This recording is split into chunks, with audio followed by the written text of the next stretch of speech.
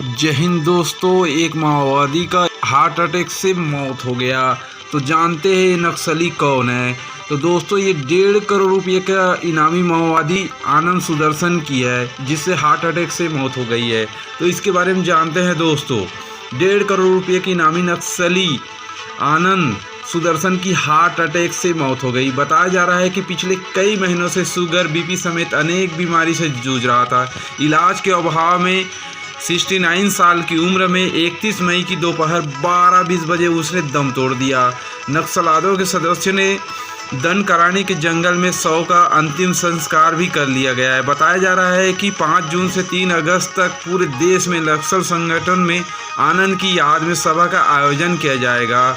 दोस्तों सुदर्शन साल 2011 में हुए दंतेवाड़ा हमले का मास्टरमाइंड था। नरसंहार में 70 जवान शहीद हो गए थे। नक्सलियों के केंद्रीय कमेटी प्रवक्ता अभय ने प्रेस नोट और आनंद के शव की तस्वीर की जानकारी संलग्न की है। अभय ने बताया है कि बेलमपल्ली में आनंद का जन्म हुआ था। पिछले 5 दशक से 50 साल से संगठन में नक्सल में सदस्य था। इसके केंद्रीय कमेटी से लेकर आंध्र प्रदेश, छत्तीसगढ़, महाराष्ट्र समेत कई राज्यों में नक्सल संगठन की जिम्मेदारी संभाली थी। नक्सल संगठन में मजबूती देने, संगठन का विस्तार करवाने में माहिर था। इसलिए और इसकी मौत से नक्सलियों को बड़ा झटका लगा है। जानते हैं दोस्तों कब जिम्मेदारी संभाली और क्या क्या घटना को अंजाम दिया गया। 1974 में माओवादी पार्टी ज्वाइन की और छात्र संगठन निर्माण करने में सक्रिय भूमिका निभाया था उसने। बाद में बेलमपल्ली पार्टी सेल सदस्य बनकर सिंगरेणी मजदूर संघ युवा संघर्ष के मुख्य भूमिका निभाया। और दूसरा है दोस्तों 1978 में लक्ष्मीपेटा जगनम इलाके में पार्टी ऑर्गेनाइजर की जिम्मेदारी लेकर किसानों के क्रांतिकारी संघर्षण में आगे लाया। और दोस्तों 1980 में आदिलाबाद जिला कमेटी सदस्य के रूप में काम किया और दनकरानी इलाके में क्रांतिकारी संघर्षों को विस्तार करने के लिए पार्टी के तरफ से दिए गए काम को आगे बढ़ाया।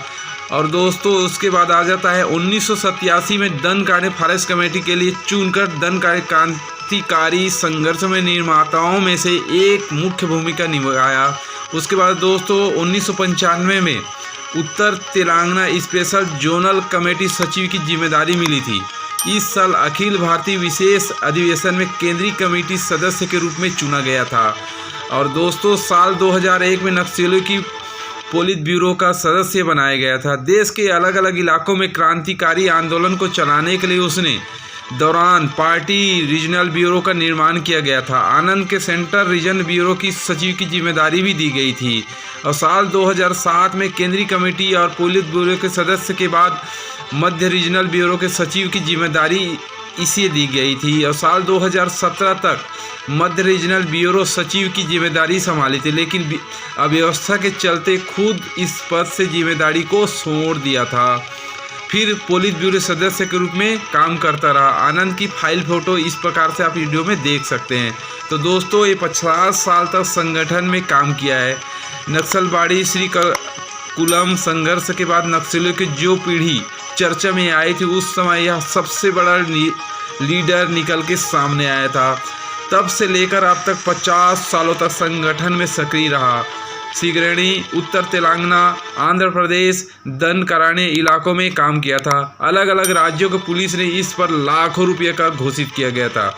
और दोस्तों ये दंतेवाड़ा में हमले का मास्टरमाइंड था। नक्सली सुदर्शन साल 2011 को दंतेवाड़े में नक्सली हमले का मास्टरमाइंड माना जाता है। इस अटैक में सीआरपीएफ के 70 जवान शहीद हो गए थे। उसे गुरिल्ला युद्ध का रणनीतिकार भी कहा जाता था।